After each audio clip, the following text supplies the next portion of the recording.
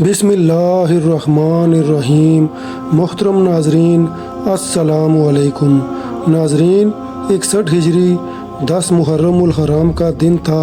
حضرت امام حسین علیہ السلام نے اپنے نانا کے دین پر اپنی جان، اولاد اور اپنے عزیز و اقارب کو قربان کر دیا تو آخری حجت تمام کرنے کے لیے میدان کربلا میں آتے ہیں اور لشکر یزید کے سامنے حجت تمام کرتے ہیں اور فرماتے ہیں کہ میں تمہارے رسول کا نواسا حسین ابن علی ہوں، کیوں میرا راستہ روکتے ہو؟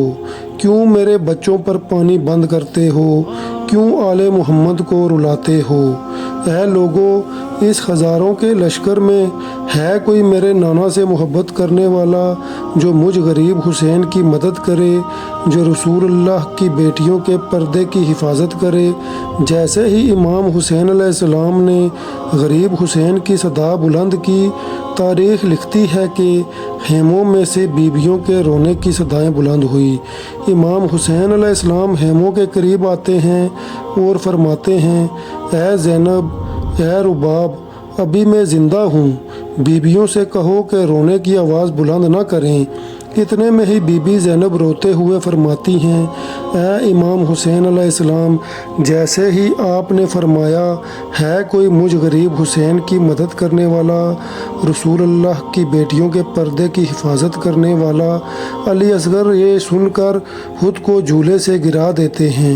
امام حسین علیہ السلام کی آنکھ نم ہو گئی۔ آپ نے فرمایا، اے رباب، میرے علی اصغر کو میرے پاس لے آؤ۔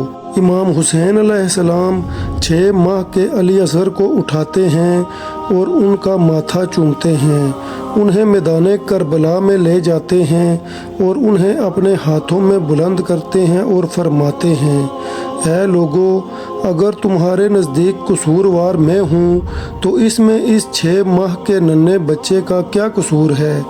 3 دن سے پانی نہ ملنے کی وجہ سے اس بچے کی ماں کا دودھ خشک ہو چکا ہے، اس بچے کو 2 گھونٹ پانی کے پلا دو۔ فوج یزید زور زور سے ہنسنے لگے اور کہنے لگے، اے حسین، بچے کا تو بہانہ ہے، اصل میں تو تم خود پانی پینا چاہتے ہو۔ اگر یہ بچہ واقع ہی پیاسا ہے تو اس سے کہو خود پانی مانگے۔ امام حسین علیہ السلام نے علی اصغر کو دیکھا اور فرمایا، اے علی اصغر، اپنے نانا کی امت سے پانی مانگو۔ جیسے ہی امام حسین علیہ السلام نے یہ فرمایا، علی اصغر کے لب حرکت میں آئے اور بول اٹھے، فرمانے لگے، اے ظالموں، میں 3 دن سے پیاسا ہوں، تمہارے نبی کا خون میری رگوں میں بہتا ہے۔ جیسے ہی علی اصغر نے پانی مانگا، لشکر یزید میں ہلچل مچ گئی، کوئی منہ چھپا کے رونے لگا تو کوئی یہ منظر دیکھ نہ پایا۔ عمر بن سعد نے جب یہ دیکھا تو حرملہ سے کہا، اے حرملہ، اس بچے کو چپ کرواؤ، کہیں ایسا نہ ہو کہ فوج میں بغاوت پیدا ہو جائے۔ پھر حرملہ نے تیر نکالا اور علی اصغر کا نشانہ لیا، مگر تیر نہ چل سکا۔ دوسرا تیر بھی کمان میں ہی رہ گیا اور تیسرا تیر بھی نیچے گر گیا۔ یہ دیکھ کر عمر بن سعد نے کہا، اے حرملہ، تو بڑا بزدل نکلا، ایک چھوٹا سا بچہ تجھ سے نہیں مارا گیا؟ اس پر حرملہ کہنے لگا، اس بچے کو مارنا میرے لیے کوئی بڑی بات نہیں، لیکن میں جیسے ہی تیر چلاتا ہوں تو آگے خیموں میں دیکھتا ہوں کہ ایک ماں جو جھولی پھیلائے میری طرف دیکھ رہی ہے۔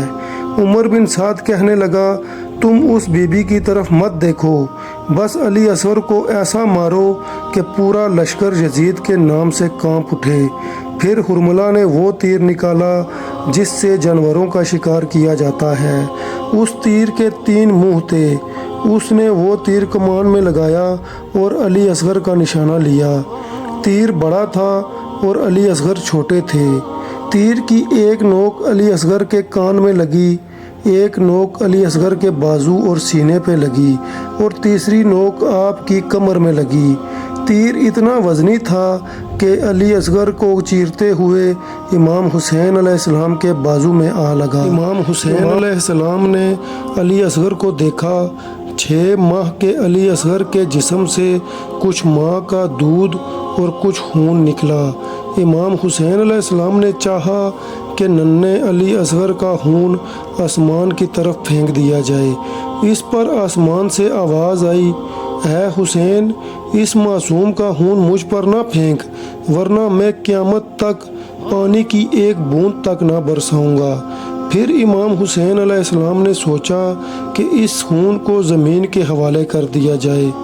زمین تڑپ اٹھی اور کہنے لگی، اے حسین، اگر اس خون کا ایک بھی قطرہ مجھ پہ گرا تو میں قیامت تک اناج نہیں اگاؤں گی۔ امام حسین علیہ السلام نے علی اصغر کا خون اپنی داڑھی مبارک پر مل لیا اور اللہ تعالیٰ سے مخاطب ہوئے، اے میرے اللہ، گواہ رہنا، تیرے اسلام کی خاطر کس طرح میرا ننھا علی اصغر جام شہادت نوش کر گیا۔